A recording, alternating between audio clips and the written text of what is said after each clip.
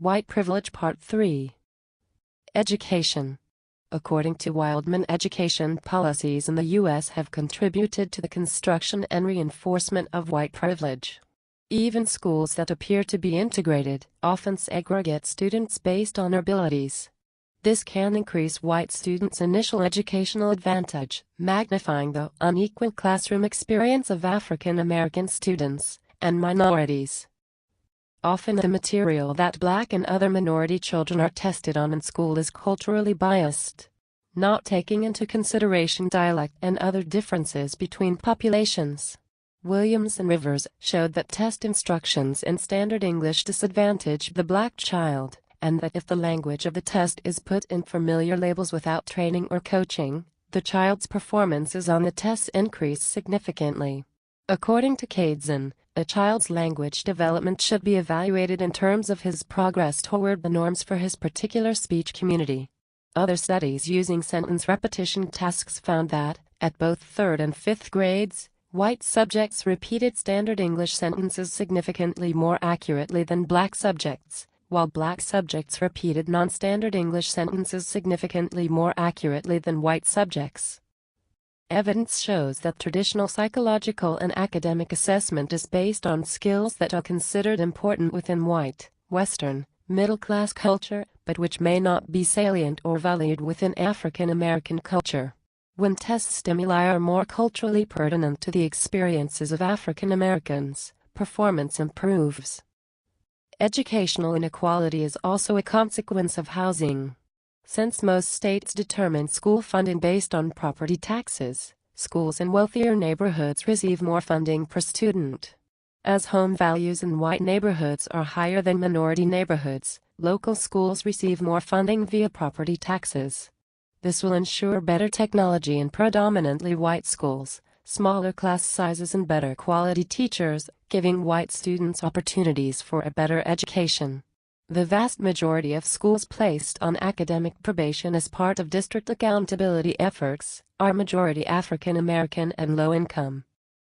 Inequalities in wealth and housing allow a higher proportion of white parents the option to move to better school districts or afford to put their children in private schools if they don't approve of the neighborhood's schools. Minority students are less likely to be placed in honors classes, even when justified by test scores.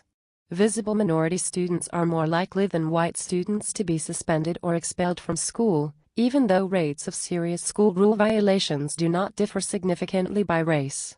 Adult education specialist Elaine Manglitz argues the educational system in America has deeply entrenched biases in favor of the white majority in evaluation, curricula, and power relations. Self-image. Beverly Daniel Tatum writes, "Most white people do not think to describe themselves as white when listing descriptive terms about themselves, whereas people of color usually use racial or ethnic identity descriptors."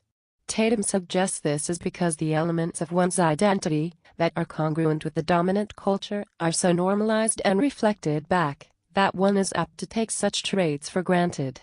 This is not the case for identity aspects of those who are defined as other by the dominant culture, whether it be on the basis of race, gender, sexual orientation, religion, or other microcultural aspects.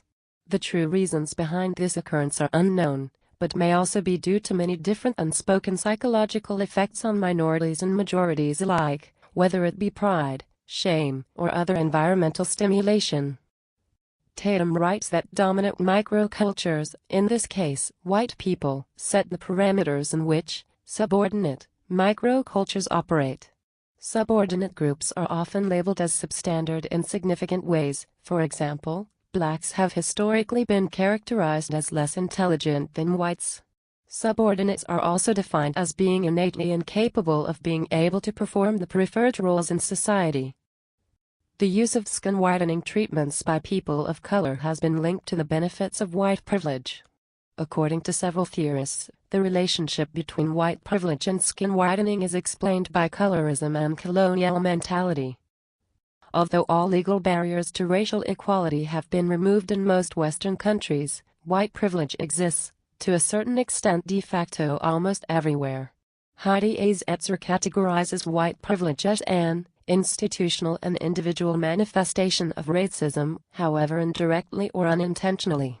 Setzer argues the indirectness of white privilege is what makes it so prevalent. If people are not educated about white privilege, it is unlikely that they will take note of it. Whites who are aware of it suffer under the stigma of benefiting from an unfair system. Setzer asks, how can I see myself as a just person when I willingly participate in a system that is inherently unfair? The guilt formed by this opinion creates a spirit of inactivity in solving the problem. White guilt, as Setzer deems it, is an impediment to change. Setzer argues that honest and multicultural dialogue is the first way to build alliances which can then transform people and systems and turn intention into action, and change the persistent